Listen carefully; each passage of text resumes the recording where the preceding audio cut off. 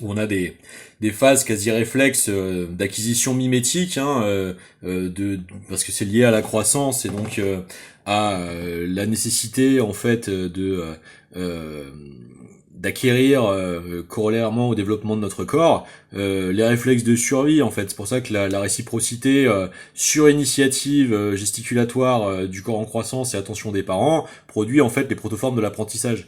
Mais on voit comment c'est précisément ce qui est ciblé, puisque euh, ça fait Nakba, Sabra et Shatila. Donc on voit bien que il y a cette idée de maintenir dans un bas état de développement le fondamental de la tonalité du rapport interactionnel.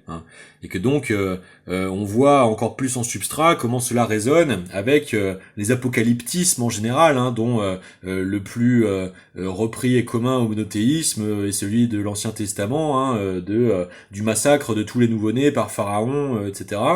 Et comment cela en fait démontre en permanence le fait que ces idéologies-là sont particulièrement friandes du ressort du dépopulationnisme pour des raisons extérieures et supérieures à la condition de l'espèce humaine, que ce soit le dérèglement climatique ou derrière le dérèglement climatique, la crypto-évocation du fait que parce que le système solaire se balade dans différentes régions du cosmos, les conditions environnementales, astrophysico-climatiques de la planète, du biotope commun planétaire, du coup, nécessiteraient une prise de conscience supérieure commune, ou que ce soit le développement par la bourgeoisie impériale fasciste nippone au moment de la Seconde Guerre mondiale, les premiers à penser un complot mondial, de développer une fausse menace extraterrestre ou supraspéciste susceptible de favoriser les unions, les unifications, les fédéralisations interculturelles, internationales,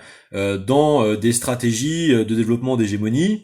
On voit que tout ceci sent un modernisme permanent, une pseudo-modernité plutôt, parce qu'en réalité c'est un archaïcisme de réactualisation du pouvoir et de déploiement du pouvoir d'emprise par la terrorisation, par la sidération, et donc on voit bien comment cela découle sur le soi-disant antiterrorisme.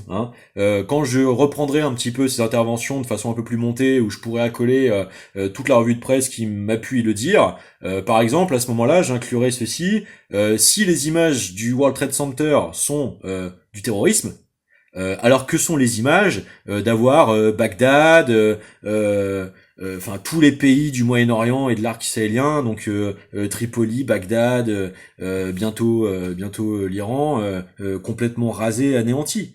Gaza. Si les deux tours du 11 septembre en feu en train de s'écrouler sur la skyline de New York, c'est du terrorisme, qu'est-ce que c'est que le champ de ruines de toutes ces mégalopoles? D'accord. Bon. Donc vous voyez bien que l'antiterrorisme, il y a un énorme problème. Il y a un énorme problème puisque ce soi-disant antiterrorisme qui est ismisé, donc qui est donc essentialisé, reste quand même ségrégatif et racial. Puisque une attaque à l'arme de catégorie 1 en ville, comme ça s'est passé il y a quelques jours à Paris, qui effraie tellement des effectifs de police maintenus dans des politiques de si mauvaise formation qui entraîne la létalité de la suppression de la menace au lieu de l'assurance de l'avènement de la justice, de démonter les filières, de pouvoir établir le profil psychopathologique complet de la personne, que la population civile ait accès au dessous véritable de l'affaire, au lieu d'être maintenue dans la métempsychotisation permanente. Soit capable d'entraîner de telles conséquences psychosociales, puisque le but étant colonial légaliste, c'est-à-dire de débordement du droit constitutionnel par le droit d'exception, créé par les circonstances exceptionnelles de la traumatisation générale terroristique, terrorististe presque, de la condition psychologique de la population. Qu'en est-il alors de snipers qui tirent des balles dans la tête de populations civiles protégées par les conventions de Genève? C'est pas du terrorisme, ça? Quel est l'effet produit sur la psychologie de la population palestinienne? Mais on voit bien que le rapport, c'est une dissymétrie totale d'équivalence de droit qui est du coup préconditionnée par un non-sectarisme suprémaciste, ségrégatif, apartheidiste, qui lui relève d'une non-sectorisation, puisque est en sectarisation, hein, les deux volets de l'hyper-localisme aussi bien psycho-interactif que géographico-géopolitique, hein, si vous voulez, les deux vont de pair. C'est pour ça que je mets ces deux termes en opposition, c'est que on voit comment c'est la condition euh, presque autisticisée, hein, qui continue de sécréter cet archaïcisme passéiste, réactualisateur ces grandes surcharges, ces grandes autosurcharges conceptuelles en développant systématiquement les nouvelles moutures, hein, sous couverture d'extraordinaires systèmes de perversité, de manipulation des opinions, hein, d'opérations sous coup fourré, etc. Et on voit que c'est la teneur de tout ça systématiquement. Et donc, pourquoi on va rapprocher ça de ce qui se passe à Lyon actuellement? Parce que c'est exactement ce qui est en train, comme par hasard, d'être redroppé des méthodes développées actuellement par l'ICE aux États-Unis, hein, en France. Hein. Là, qu'est-ce qu'on a comme preuve? Comme preuve, on n'a rien.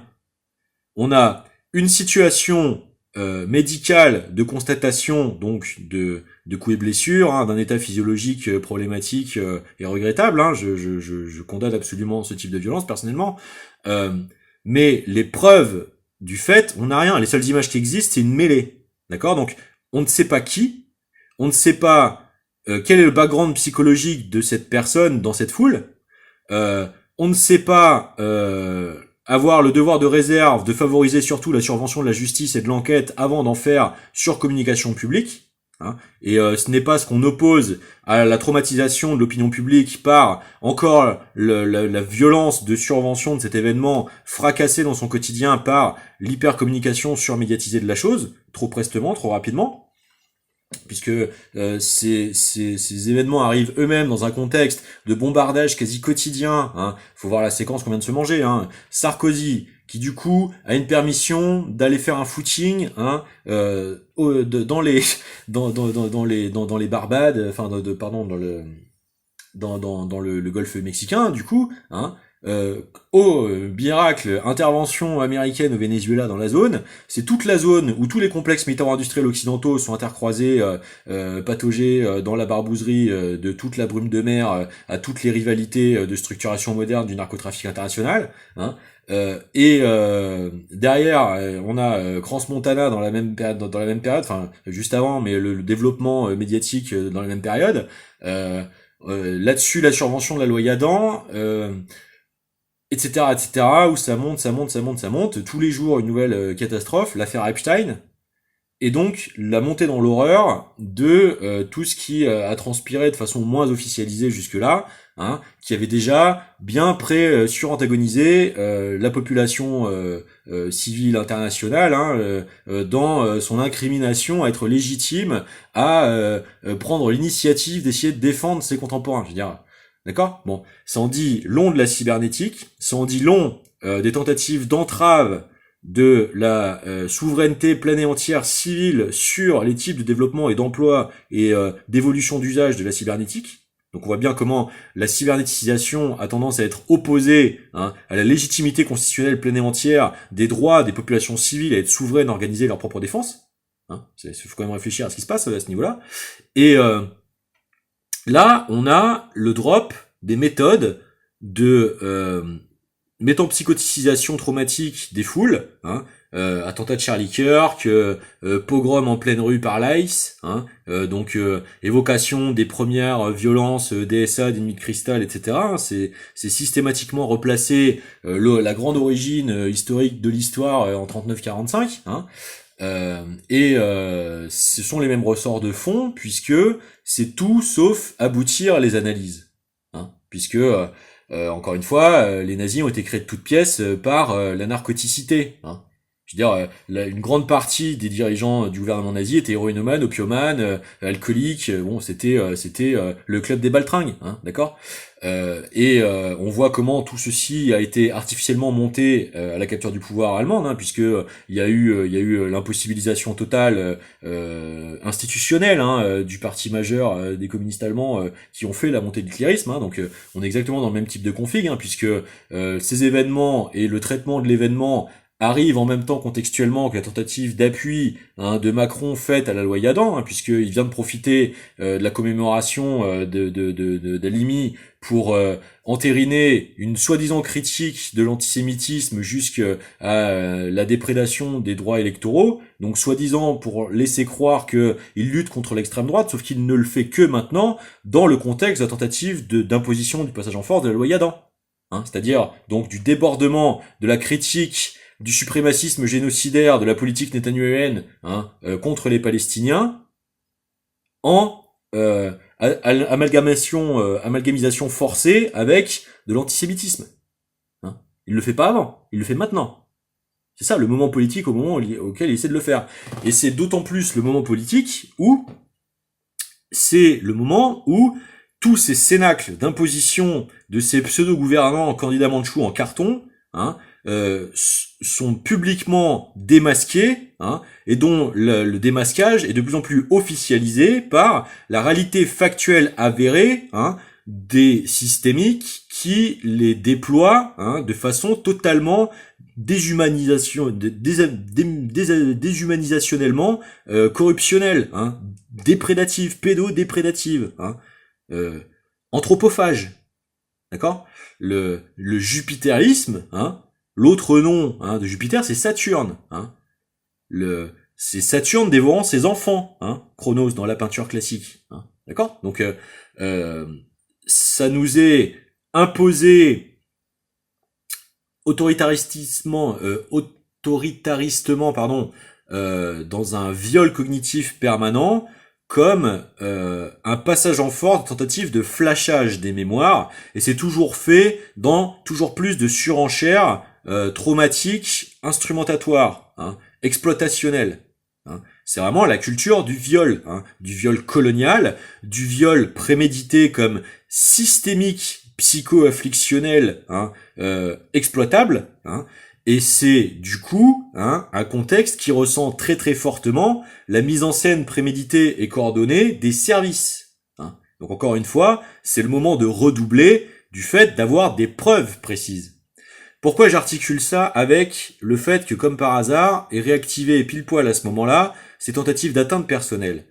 Parce que c'est exactement les ressorts qui moi me sont apparus personnellement dans cette affaire, et je pense que cette affaire moi m'a été adressée parce que ma capacité à décrypter en temps réel l'actu et ma trajectoire personnelle et la combinatoire des deux inquiètent très fortement le régime en place, et ce depuis Sarkozy, parce que précisément ma trajectoire permet de démonter tout ça. Si mon affaire explosait véritablement à la justice là où elle le doit depuis si longtemps, c'est le Watergate de la Ve République. Et dans ce à quoi moi j'étais confronté avec cette personne, les différents aspects sont ceux-ci. Premièrement, elle m'infiltre sous prétexte d'avoir vécu une succession de violences sexuelles sur Angoulême et l'obstruction judiciaire quand elle a tenté, soi-disant, de porter plainte contre ça. C'est ce que je vous avais déjà raconté. C'est pour ça que moi, je l'ai accueilli à la maison, malgré le fait que c'est pas du tout le moment. J'ai déjà eu des expériences de collègues d'essayer de filer des coups de main, malgré ces locaux-là, etc. Et en plus, ça s'est répété de multiples fois avec des personnes dans des moments pas forcément faciles dans leur vie. Ça fait plusieurs fois, moi, dans ma vie, que je donne tout pour aider les gens, etc., malgré le fait que moi-même, mes propres conditions sont dégradées. À chaque fois, ça finit en jus de boudin. On n'a pas tous les mêmes facultés à faire face avec des résistances éthiques, et je subodore surtout avec ce que me montrent les années, en fait, le fait qu'à mon avis, dans mon dos, ces personnes sont systématiquement réentourées parce qu'elles deviennent des vecteurs d'essayer de nous atteindre nous, parce que ça c'est relié à mon activité militante et communicationnelle sur les réseaux, et que donc c'est une façon d'essayer de me couper le sifflet discrètement, sous couverture, en recherchant les vecteurs d'atteinte. Et donc dans la combinatoire de tout ce que cette personne me manifeste, c'est pourquoi je finis par devoir la sortir d'ici, parce que je peux pas continuer personnellement, moi, à m'exposer à tout ça, sachant que il y a une partie dans tout ça qui cherche à me faire apparaître, moi, pour une personne que je ne suis pas publiquement, un misogyne, un sexomaniaque, ce que vous voulez, ce qui n'a strictement rien à voir avec la réalité, mais qui visiblement ressort bel et bien de la tentative qui en est faite, par contre, donc dans tout le gloubi-boulga d'hallucination qu'elle me sort chronologiquement au fur et à mesure des jours, au fur et à mesure du moment où je gratte, L'accord de base, c'est bon, bah je t'héberge à la maison. Par contre, c'est un effort que je fais envers toi. On pose sur les murs tout ce qu'il faut pour que tu puisses me témoigner en entier tout ce que tu as vécu, comment je peux t'aider à t'organiser dans tes recours, t'aider à le faire, etc. C'était ça l'accord. Hein. Au fur et à mesure, parce que moi du coup, je prends en charge une